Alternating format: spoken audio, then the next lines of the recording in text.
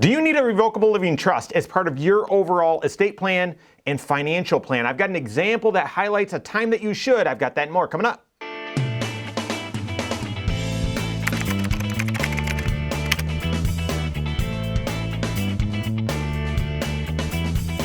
My name's Mike Bernard. I'm the host of the Wise Money Show. I'm also one of the certified financial planners right here at Korhorn Financial Group. Make sure you hit that subscribe button, turn on notifications, and smash that thumbs up button. Have you ever wondered whether you need a trust or not? There's a lot of misconceptions about how trusts work. I had a question recently. Well, I heard trusts help you with taxes.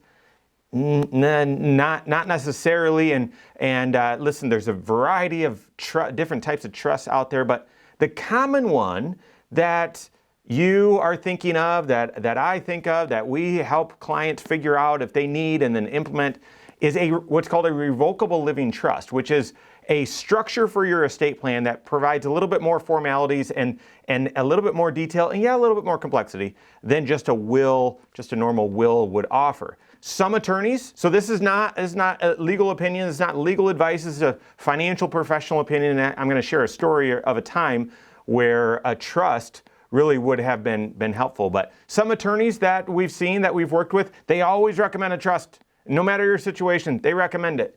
And it doesn't seem like that's right, obviously. And obviously, getting a trust in place up front is a little bit more expensive. Attorneys charge a little bit more for that work. There's more value add. I understand that. So the attorney that, hey, one size fits all, everyone needs a trust, I wouldn't agree with that. But it's more rare, but I've seen some attorneys who really, no one needs a trust. Prove it. I prefer to not use a trust. Well, I would argue that's not the case either. There are certain situations or certain parameters. If you meet these criteria, if your financial life or your intentions hit certain criteria, then actually you might want to consider a trust. You're going to want to work with your certified financial planner and who should be collaborating with an excellent estate planning attorney and see if a trust, a revocable living trust, would be appropriate. Now, just real quick side comment is you first need to figure out, well, what you need. What do you need? What are your intentions for your financial plan and your estate? And what are the tools out there? So what do you need? That's your CFP working with an attorney. Then get the documents drafted. That is squarely an attorney's job, okay?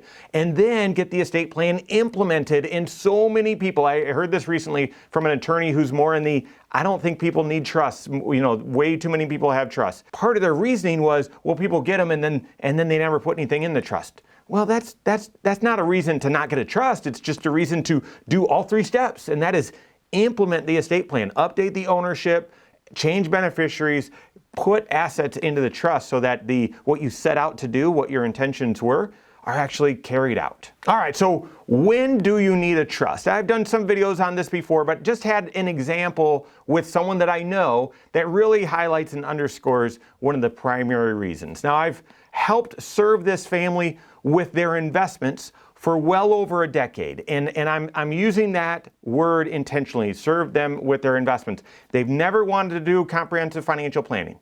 And that's what the entire Wise Money Show, that's what the approach is about. I mean, you need to look at all 6 areas of your financial life in order to make great financial decisions. Otherwise, best you can do is maybe good decisions, and there's a high chance that things will get missed, like what happened here. So they really didn't want a full comprehensive financial planning. They retired. They had about $500,000, $600,000 or so saved up for retirement. Also had a couple pensions. They would draw a little bit out of their retirement, and that's it. We would meet once a year, maybe twice a year, and just really talk through the investments. That's all the help that they wanted. We had a great relationship. Despite having a difference of opinion there, they wanted to do sort of their own sort of financial planning.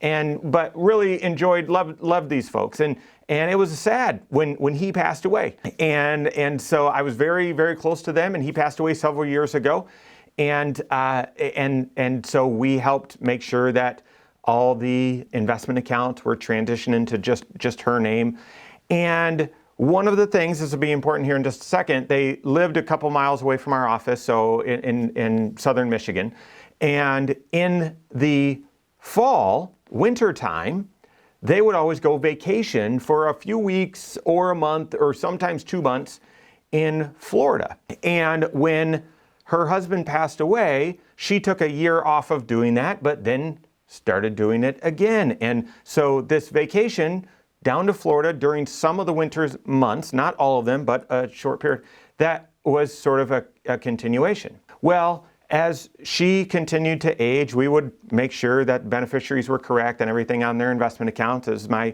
job and role, and as well as making sure the investments are structured correctly. And so last year she passed away, and it was very sad. And I helped the kids. I was already familiar with the kids and had helped serve them anyway. And so transitioning the accounts was very smooth until I found out that there was a gap.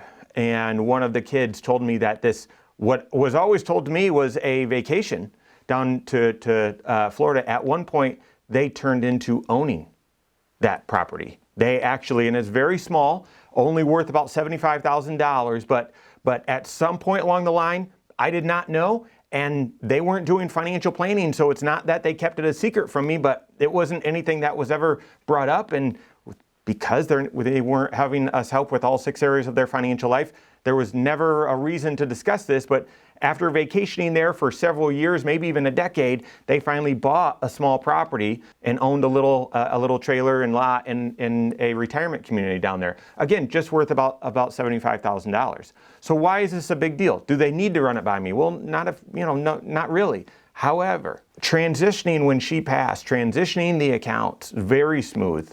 Very smooth. Updated signatures, getting a death certificate, discussing with the kids how they wanted the money and what the IRS rules were, and it was all handled within just a couple of weeks. So while they were still grieving, there wasn't a lot of work. It's pretty simple. What was not simple though was the kids needed to probate the estate in Michigan because there was a house that was owned.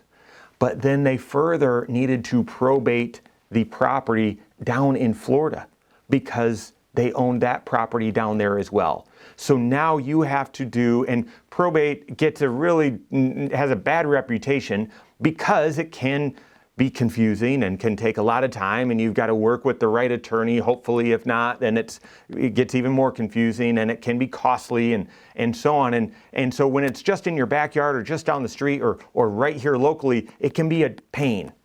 But when it is, 1,000 miles away, oh my goodness, it goes from a pain to being almost impossible. Here's why I'm bringing this up. I recently talked to one of the kids, and after 2 trips to Florida, getting some bad information, then correct information, then needing to clean out the house, then needing to list it, then needing to actually do some of the formal process of we've got to we've got to explain that this individual passed, and so anyone has a claim on the property. After letting that go, I think for 9 months, they're still not to the point yet where they can even sell this property. It has been a disaster in some, $75,000, that's not a small chunk of change, but it's not an enormous estate, right? So the simple fact that they own property in 2 different states made what should be a very, very basic and common transition of assets during an emotionally challenging and grieving time has been a very expensive, time-consuming, and extremely frustrating process because they held property in two different states. Is that one of your concerns, helping with mom and dad, or maybe with your own situation when you pass away, having others sort of try to pick up the pieces? That's very, very, very challenging.